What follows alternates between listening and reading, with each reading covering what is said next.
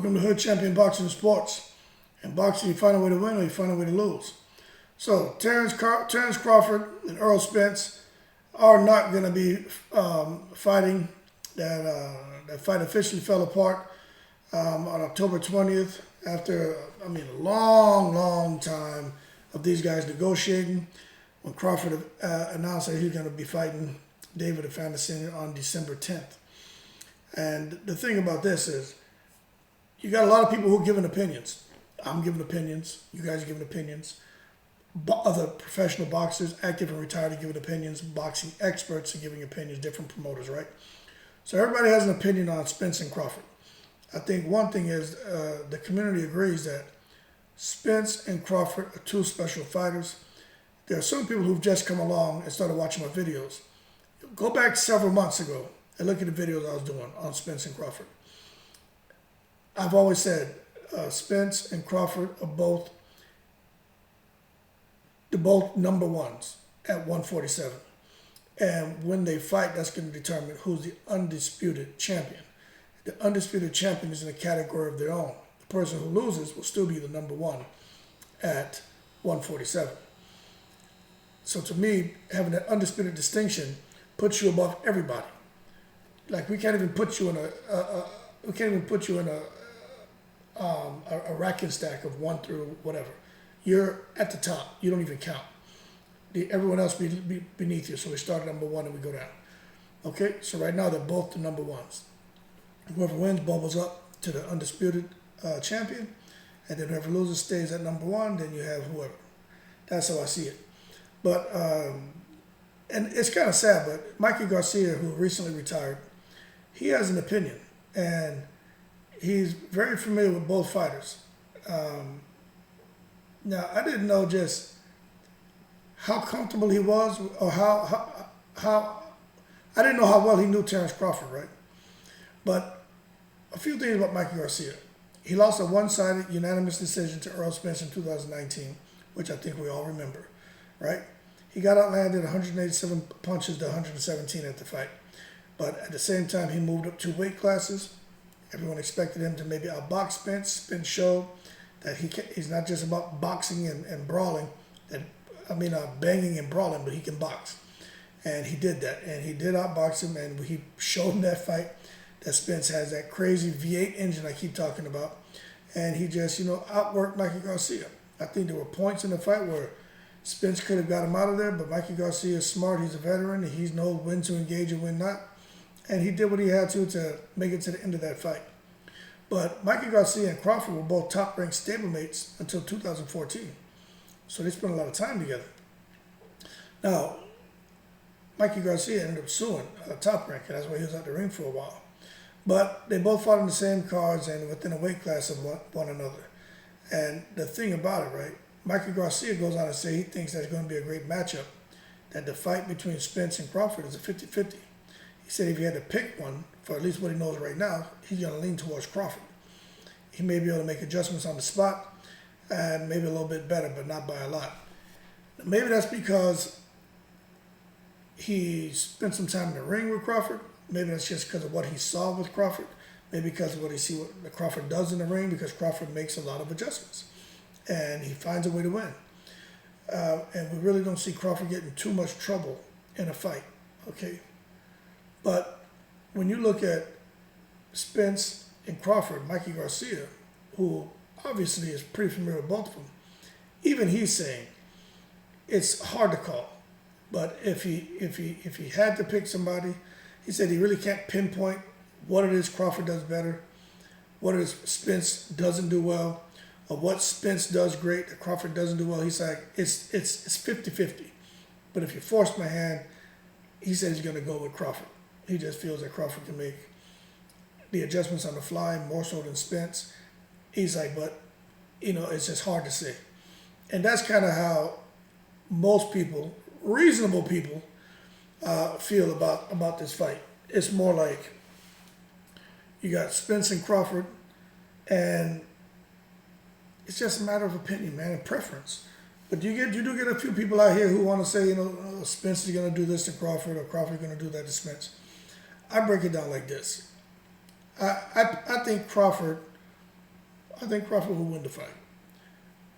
And the reason is because if you watch the fights, right, Crawford doesn't get tired. Crawford has good distance. Crawford fights with his eyes. Crawford can punch in the exchanges. He can counter on the front foot. See, that's something that not many fighters can do.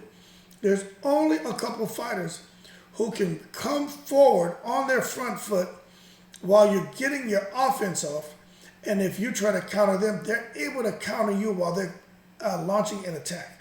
While they're advancing, they're able to counter you. That, you know who else does that? Usyk. Lomachenko can do it. Terrence Crawford can do it, right? You don't see, like, that's a special quality. Now, if you've never boxed, right, I don't think you'll understand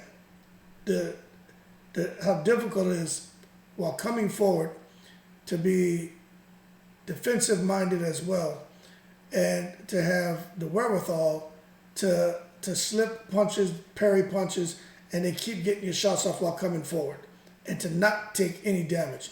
It's one thing to come forward, get a few shots off, then roll out, but I mean to still be there, mixing it up, coming in on the front foot, and slipping and countering and doing everything that you have. Like, that takes a very sound, disciplined person with a great boxing IQ.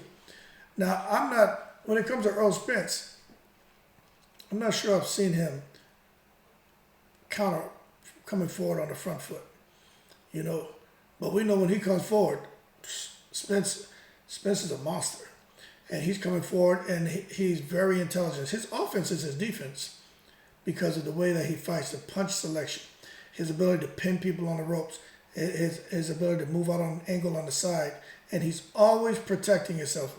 You watch Errol Spence when he fights people, he's always protecting himself, and he's always got those hands up. But the problem is he throws so many shots. And with a guy like Crawford who fights with his eyes, like I said in the video, I just think Crawford's going to see those openings, and he's going to get him out of there. I mean, you can say what you want about Kilbrook with damaged goods. Crawford knocking people out with jabs. Crawford is just, him and Spence both, man, they're just special fighters. That's why, at this point, even for me, like I said, they're just at the highest level, man. It's just not an easy one to call. And I do think this. I think Earl Spence and I think Terrence Crawford, I do think someone's going to get hurt bad in that fight.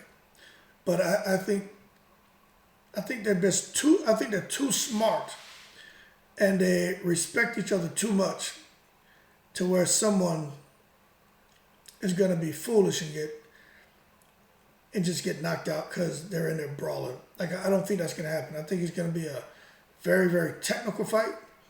I don't think Spence is going to come out there with such a high work rate. I think it's going to be very technical, and at some points, for some people, it may be even boring because they're going to want to see a mashup crash up, and that's not what they're going to get. Earl Spence is going to go in there knowing he knows what Terrence Crawford can do to him, and Terrence Crawford is going to go in there knowing what can happen when it comes to Earl Spence. Earl Spence could crack too. Earl Spence has power. Earl Spence has IQ. These guys have sound pedigrees, you know what I'm saying? They're not guys who just walked into the gym at 20 years old. These guys have been boxing for a while. They know their way around the ring, and they know what they're up against when they face each other. But I do think at some point the exchange is going to happen. And whoever can get their shots off the best is the person who's going to have the advantage. But I think Terrence Crawford is going to use those eyes to see what's going on, and he's going to figure it out. But if not, man, could be a problem, because we know Bomac doesn't really know what to tell anybody. Bomac doesn't know what to tell a fighter when they come back to the ring if they're losing. Anyone Bomac's come out there and try to help, for the most part, outside of Terrence Crawford, hasn't really worked out. Bomac to me is like Eddie Reynoso. It's like a one-fighter trainer.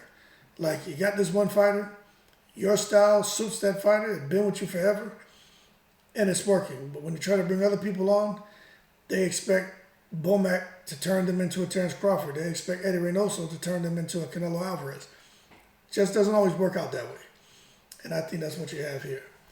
So that being said, man, Mikey Garcia says he's leaning a little bit towards Crawford. He says it's just an instinct, but he says he just can't pinpoint why he's saying that. He said it's just a super close fight, and I think majority of people agree. But if you ask me, it's a tough one, man. I think it's a 50-50 fight. But because of when I boxed, I'm a guy who used eyes. I'm a guy who was able to get to counter. I was right-handed, fought southpaw. I was able to get shots off and stay calm, cool under pressure. No need to act ill, right? I'm going to go with Crawford. But it's a 50-50 fight. But that being said, Mikey Garcia picks Crawford. A lot of people are picking Crawford. A lot of people are picking Crawford. And it got to be something that people are seeing. It got to be something they're seeing. And it is what it is. But that being said, y'all keep cool. Shout out to the veterans. Appreciate the support. People from all 7 continents. I'm in the breeze.